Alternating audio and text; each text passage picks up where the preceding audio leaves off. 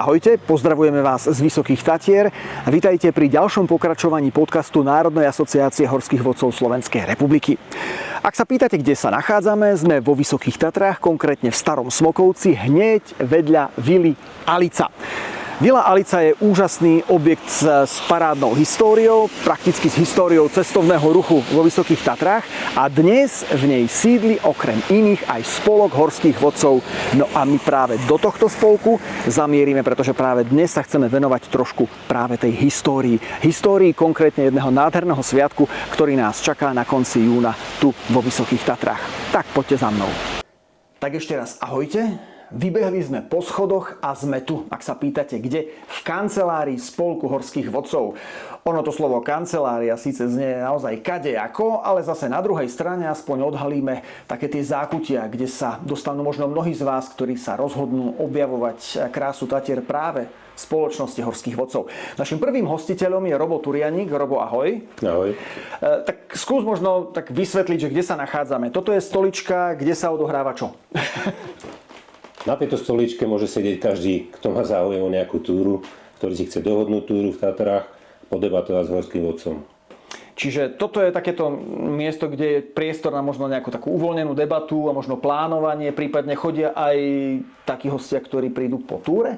Áno, stáva sa to dosť často, že ľudia po túre sa tu zastavia. A zastavia sa lebo? No lebo majú dobrý pocit z túry, možno si dajú kávu, možno si dajú pohár vína a podebatujeme. Ako dlho sa vlastne spolok horských vodcov tu v Tatrách nachádza v priestoroch vily Alica?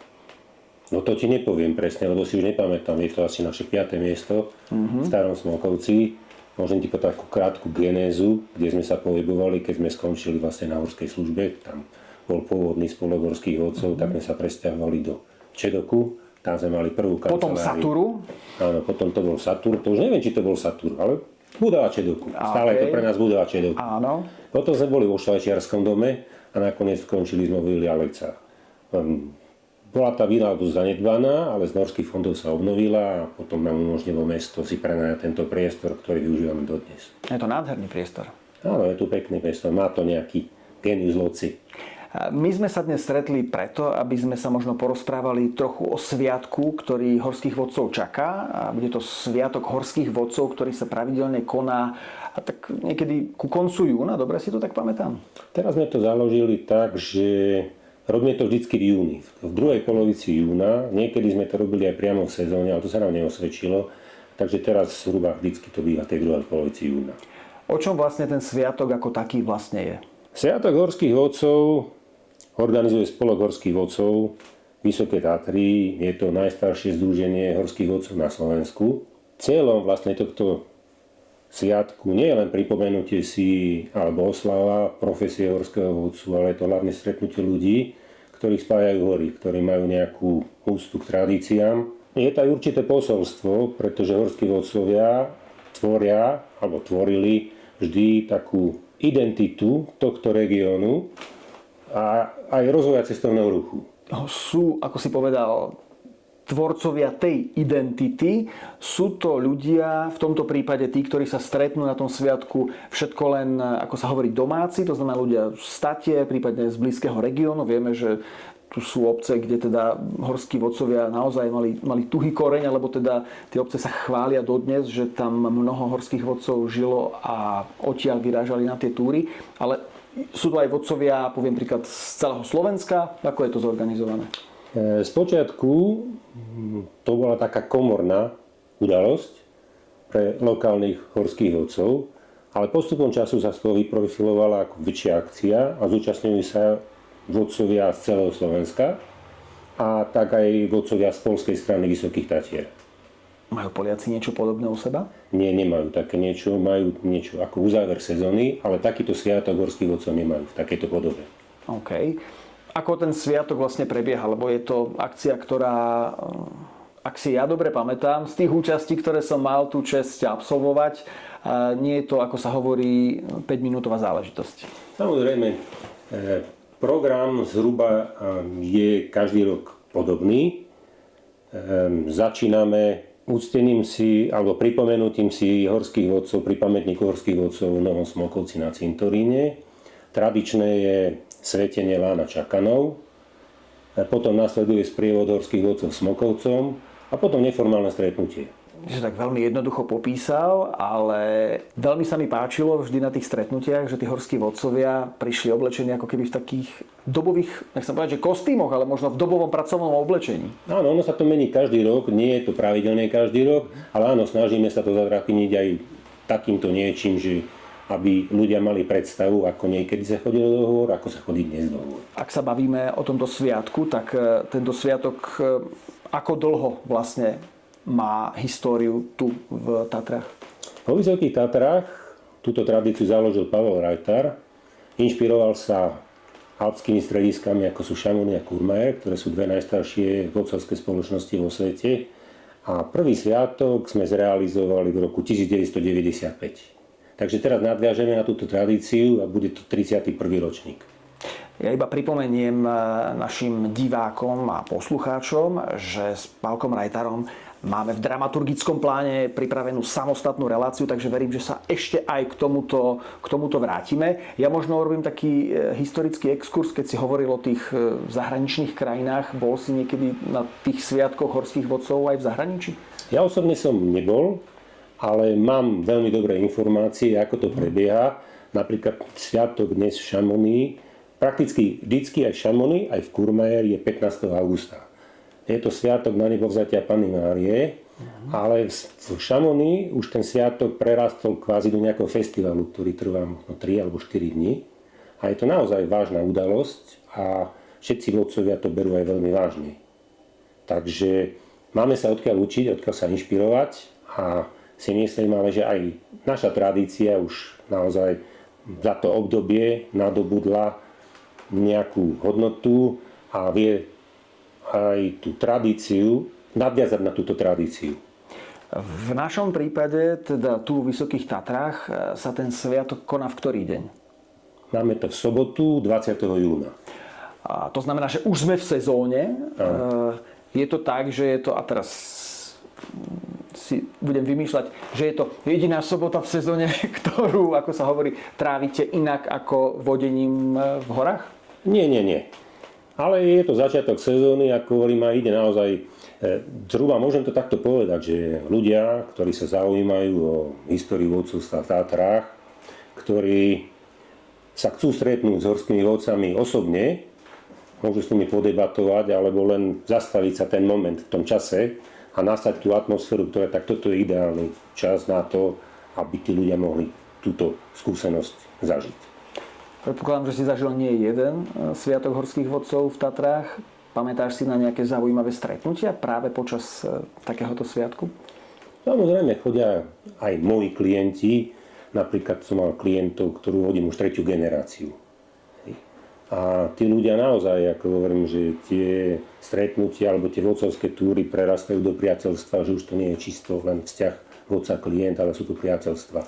Takže hovorím, chodia viacerí klienti a tento rok bude trošku aj taký iný, pretože využijeme synergiu. V tento deň je aj Tatranský vinný festival. Jeden zo stánkov bude tu priamo pri Vile Alica. Takže to je ďalší benefit a môžem preto pozvať tých ľudí, že je to ďalší benefit, aby prišli. Bude to jednoducho rozprávanie o horách pri pohári dobrého vína? Napríklad. No, tak myslím, bude to aj pre abstinentov pri káve. Máte tu kávovár ozaj? Máme tu aj kávovár, áno. Kávovár máte, pozerám, chladiaci box na víno. Čiže ako, vyzerá to tak, že horskí vodcovia sú znalci. Ako musím povedať, že áno, že väčšina horských vodcov majú radi ako dobré víno. Takže áno. Pripomeňme možno základné informácie, respektíve základné dáta, teda kedy, kde sa teda ten sviatok horských vodcov bude konať a či je dobré prísť presne, alebo radšej možno trošku skôr. Vieme, že napríklad kostolík, kde sa svetia laná, je dosť malý na to, aby sa tam možno vošli všetci záujemcovia, takže sa pýtam. Svetelný lán tohto roku nebude v kostolíku, ale bude v kaplnke nad Mestským úradom. A myslím, že tí ľudia, ktorí tu budú, tá atmosféra nasávať, ako dajme tomu, ten Tatranský vinný festival začína od 12. Takže v pohode môžu prísť už aj kolo obeda a zapojiť sa podľa situácie.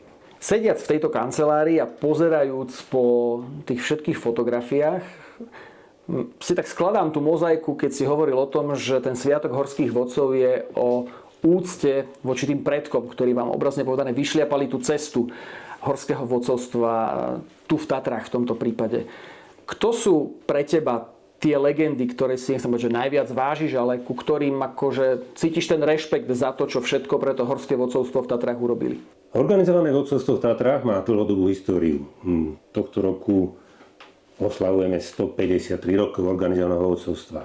Musíme vďačiť vizionárom z Uhorsko-Karpatského spolku, ktorí dali dohromady vodcov, a vodcovstvo sa v Tatrách rozvíjalo približne na tej istej úrovni ako v Alpách. A máme tu naozaj vodcov v našej minulosti, ku ktorým môžeme zhľadať úctou. Isto musím spomenúť Johana Franca staršieho, Johana Hunsdorfera staršieho, ktorí vykonali množstvo prvovýstupov v Tatrách na tú dobu, ako aj ťažkých. Z tej novodobej histórie isto by som spočil posledného, ktorý po vojne tu zostal z spišských Nemcov, Jan Počúvaj, legendárny horský vodca. A potom z tých, ktorých som ešte ja zažil, tak napríklad Féroš Diarsky, Stanislav Samuel. To boli jedni z najlepších tatroznalcov, ktorých som ja poznal, a naozaj tých ľudí si nesmierne vážim a dokonca tých dvoch môžem pokladať za mojich mentorov. Lebo? Boli veľmi dobrí. OK. A keď hovoríme o tých menách, ktoré si spomenul, sú tu ešte nejaké ďalšie zaujímavé po stenách? Keď sa tak na to pozerá? Je tu množstvo horských vodcov, ktorí ako niečo v histórii robili, ale títo vodcovia, ktorých som ja spomenul, tak boli naozaj vážni vodcovia, ktorí sa venovali tomu vodcovstvu, lebo bolo tu množstvo horoleckých legend a tak, ktorí až tak tomu chodeniu sa nevenovali. Boli horskí vodcovia, ale sa tomu nevenovali. Ale títo ľudia, ako napríklad, ako som spomínal toho Féra Ždiarského, ten bol naozaj excelentný horský vodca. A dnes o ňom veľa nových horských vodcov nevie. Nič o Férovi Ždiarskému. A čo robíš preto, aby sa o ňom dozvedeli? Snažím sa niekedy ako na sociálnych sieťach publikovať veci, dajme tomu, ja neviem, výročie narodenia, úmrtia, alebo kde sú niektoré príležitosti také, kde si na nich spomeniem a snažím sa aj vyťahnuť z tej minulosti.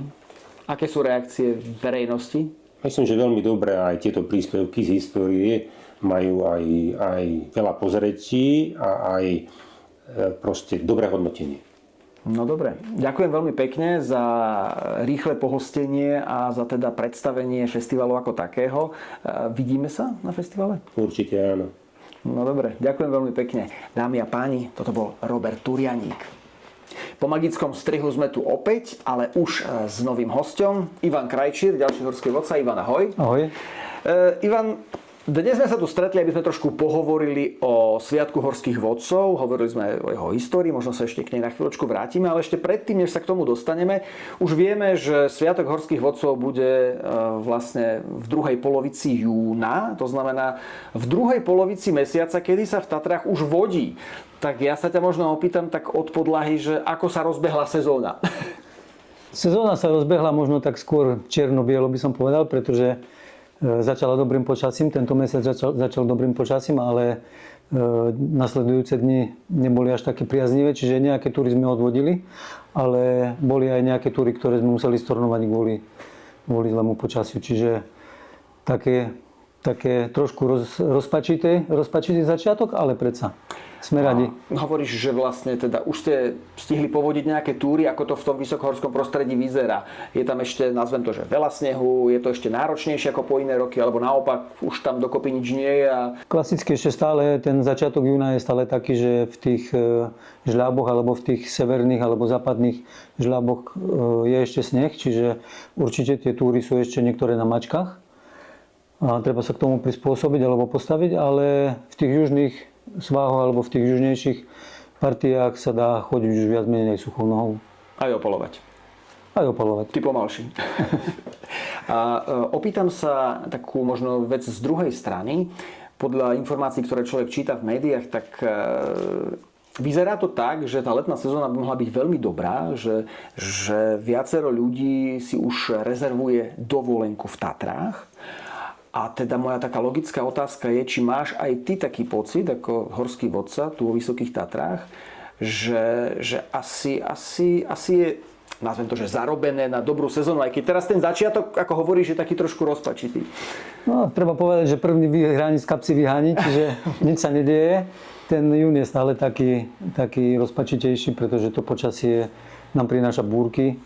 A je fakt, že máme nejaké rezervácie už aj na september. Čiže verím tomu, že keď bude dobré počasie, že tá sezóna bude vydarená. No a tá návštevnosť po iné roky býva v dobrom počasí veľmi dobrá. Takže myslím si, že chlapci sú pripravení, my tiež, a treba si len napľuť na nohy, jak sa povie, aby sme vládali, pošúchať stehna, a verím, že ľudia budú mať pekné zážitky aj tohto roku v Vysokých Tatrách. Pekne si prezradil tie rituály. Ešte nejaké ďalšie, o ktorých možno... No, o tých ste rozprávali už predtým. Čiže mali sme také rituály, že sme sa po túrach zastavovali. Niekedy to bolo pravidlo v tomto spolku horských vodcov, respektíve v týchto našich kanceláriách. A dali sme si, či už my sami, alebo s klientmi, nejakú dobrú kávu alebo pohár vína. Dnes je ten život trošku uponáhľanejší a tých zastavení je trošku menej, ale možno sú o to vzácnejšie. Čiže určite sa radi zastavíme aj dnes a posedíme aj po obede. Vlastne po tej túre trošku si zregenerujeme tie sily, zasmejeme sa alebo porozprávame si nejaké informácie z hôr, aké sú podmienky, pretože to je veľmi dôležité, aby sme si vedeli odovzdávať vlastne aj takým spôsobom informácie a vedeli sa tak na tie túry a vlastne lepšie pripraviť. Ty si mi vnúkol takú dosť dobrú myšlienku, že možno také odporúčanie pre tých, ktorí sa rozhodnú využiť služby horských vodcov.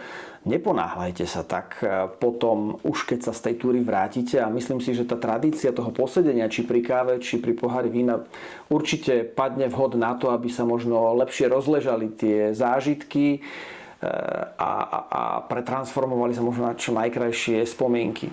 Čo ty na to? Je to tak. Tí ľudia tam hore síce to prežívajú, sú šťastní, niekedy možno sú trošku prehnane vybojení, alebo proste majú rešpekt, možno aj z počasia, alebo z tej výšky. Ale keď tí ľudia zídu dole, tak sa to v nich tak uleží, trošku utrasie. A potom večer začnú vlastne vyťahovať to, čo prežili, kde sa báli zrobiť krok, kde sme im my pomohli, ja neviem, smerom hore alebo smerom dolu. A sú za to veľmi vďační a my sme veľmi radi, že vlastne to precítenie také správne príde vlastne potom ešte s tým vodcom aj večer, alebo niekde na pive, nie ani tu v kancelárii, ale niekde na ich ubytovaní trebárs.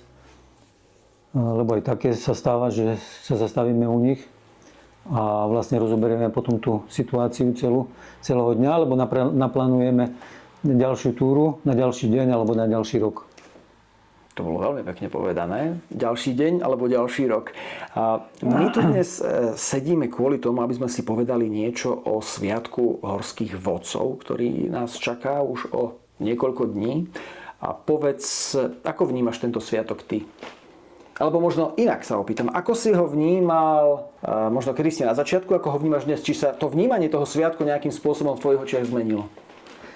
Určite sa zmenilo, ale nemyslím si, že sa zmenilo tým, že sa mení možno program trošku. Skôr sa zmenilo tým, že ja som sa zmenil, trochu som sa starol. Čiže keď sme boli mladší, tak sme to možno až tak nebrali tak vážne, alebo tak s takou úctou, alebo s takou nostalgiou. Dneska to skôr berieme fakt už ako takí zrelí muži a berieme to ako súčasť vlastne toho fachu. A sme za to veľmi vďační, že vlastne to máme, že príde stále každý rok viac ľudí, aj viac vodcov. Niekedy sa tí vodcovia aj vymenia, čiže nie vždy tí vodcovia môžu prísť, tí istí, lebo niektorí sú už vonku, niektorí ešte sa nevrátili z túry, dajme tomu. Ale určite ten sviatok je super vec, má to svoje čaro. Stretneme sa nie len my vodcovia s klientmi, ale aj s rodinami, aj so známymi. Posedíme si, nikam sa neponáhľame, proste je to taká pohoda a myslím, že toho roku bude umocnená ešte tou ochutnávkou. Áno, na to sa asi mnohí tešia. Pamätáš si na svoj úplne prvý sviatok horských vodcov? Bol tu v Tatrách alebo niekde inde? Neviem, či sa tak pamätám konkrétne na sviatok. Určite tých sviatkov bolo viac. Ja osobne pochádzam zo Spišskej Novej Vsi a mali sme nejaký spolok aj v Slovenskom raji. Mali sme samozrejme aj nejaké akcie ešte v dobách dávno minulých, poviem, pred 89. rokom. Čiže to už pekne dávno, ale... V inom tisícročí si chcel povedať. Aj tak sa to dá. Ale určite si pamätám na tie prvé sviatky, kedy vlastne nás možno nebolo až tak veľa, alebo boli to také krátke sviatky. Nebol taký dlhý sprievodný program, aký bývali iné roky, alebo aký bude tento rok. Ale určite to boli pekné zážitky, pretože sme tiež v podstate prišli s rodinami a s malými deťmi ešte vtedy. A dneska už tie deti ani s nami nechcú ísť možno. Už majú svoj program. Tak samozrejme, to sa asi dá očakávať. Ktorá možno z tých častí toho sviatku, teraz sa nebudeme musieť baviť o ochutnávke, lebo táto bude iba premiérovo, na teba, nechcem povedať, že robí alebo zanecháva v tebe taký najsilnejší dojem, ale ktorú prežívaš tak možno najviac? Ťažko povedať, pretože ten sviatok má, by som povedal, viacej periód. Čiže ako už spomenul kolega, začína to na tom cintoríne tou úctou k tým predkom. Má to svoju emóciu, má to svoje čaro. Je to veľmi pekné gesto. Čiže nedá sa to zhodnotiť, že táto časť je, dajme tomu, najlepšia a ja neviem, potom už tá zabáva je tá Áno, samozrejme, ale naozaj, ktorú naozaj, že prežívaš najintenzívnejšie, lebo nepochybujem, že sa bavíš dobre. Každá časť má svoje čaro. Ja myslím, že to svietenie lán a čakanov, že to je možno pre mňa taká najväčšia emócia, pretože všetci tam sú nastúpení, tí chlapci, tie lána sú tam pekne poukladané. Čaká sa na tú chvíľu, kedy vlastne pán farár povie tých pár pekných slov a vlastne všetci majú také očakávania, že tá sezóna teda s tými lanami, ktoré tam boli pod nohami vlastne tých vodcov, tak budú slúžiť na to, na čo majú a šťastne sa všetci vrátime domov zo všetkých túr a sezóna bude vlastne tak, ako predošla, v poriadku a v zdraví. Tak ako si povedal, že na začiatku vás možno bolo trošku menej, postupne sa tie rady horských vodcov rozrastajú. Ako zo svojho pohľadu toho skúsenejšieho horského vodcu vnímaš ten prístup alebo postoj možno tých mladších, alebo tých služobne možno najmladších, ktorí prídu možno na svoj prvý sviatok.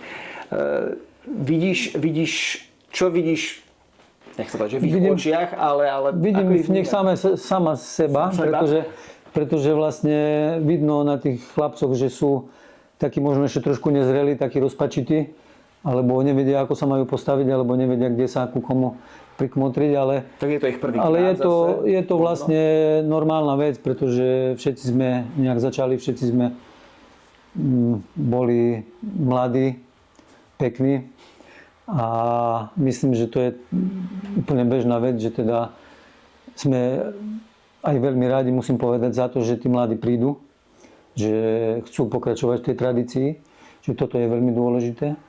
A fakt vidím v nich seba, pretože ten čas behol veľmi rýchlo a človeku je ľúto, že nie sme my v ich nohaviciach. Ale hovorím, musím povedať, že sme vďační za to, že teda tá tradícia bude pokračovať a že dúfam, že tí mladí si to zoberú neskôr za svoje a budú to organizovať ďalej. Ty si povedal takú peknú vetu, že vlastne súčasťou toho celého je samozrejme nejaká úcta k tým predkom. A ak by som len tak sa námatkovo možno pozrel tu po týchto stenách, tak nielen, že tu máme tú históriu možno toho horského vodcovstva, ktorí sú takí, nech sa povedať, že najznámejší, ale teda, alebo možno najpopulárnejší horskí vodcovia, tu tí tatranskí, ku ktorým sa hlásite ako k tým, ktorí vlastne pred vami, obrazne povedané, robili tie stopy, po ktorých vy dnes kráčate? Ťažko povedať, tak ako bolo spomenuté už v predošlých reláciách, všetci sme boli najprv horolezci. Bez toho sa to nedá. aj sme samozrejme stále. Čiže mali sme skôr také vzory v nejakých takých veľkých horolesoch, ktorí dokázali vystúpiť treba na nejaké 8000-ky alebo dokázali vylezť nejakú ťažkú stenu niekde vo svete. Čiže pre nás bolo všetko vzácne v tých časoch. Spomenuli sme v tom minulom tisícročí. Čiže bol problém dostať sa aj vôbec do zahraničia a niekam vonku, niekam na nejaké iné skály, než sme poznali my tu doma. Ale samozrejme, boli tu, alebo aj sú tu legendy, čiže ja neviem, pán Galfi, ktorý bol dlhé roky šéfom expedícií, alebo pán Janiga, tatko Janiga, alebo pán Kryšák, alebo ja neviem, teraz si rýchlo nespomeniem, pán Rajtar. Čiže boli to také vzory vlastne, kedy my sme boli chlapci a túžili sme samozrejme stať sa niekedy dobrými horolezcami a zažiť také zážitky, akými sa mohli chváliť oni.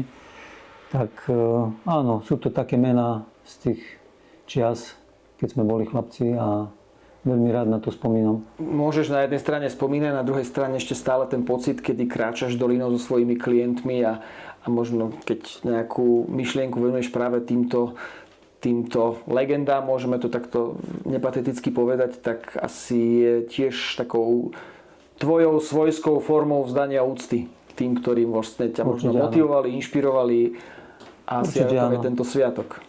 Určite áno, nie je to len o tom sviatku, je to aj o tom, že v tých horách si človek trošku vstúpi do svedomia, má tam chvíľu času na rozmýšľanie a samozrejme sa pristaví aj na tých miestach, kde sa niekedy stali aj tie vážne nehody alebo udalosti, pri ktorých niektorí ľudia prišli o život. A potom si človek tak povie aj na tom sviatku, že je rád za to, že je, za to, že to funguje a za to, že sme zdraví a môžeme vlastne na tom sviatku byť a stretnúť sa s kolegami. Vidíme sa na Sviatku horských vodcov? Hádam áno. Dúfam, že do toho nič nepríde a že sme tu. OK, ďakujem veľmi pekne Ivanovi Krajčírovi v tomto prípade.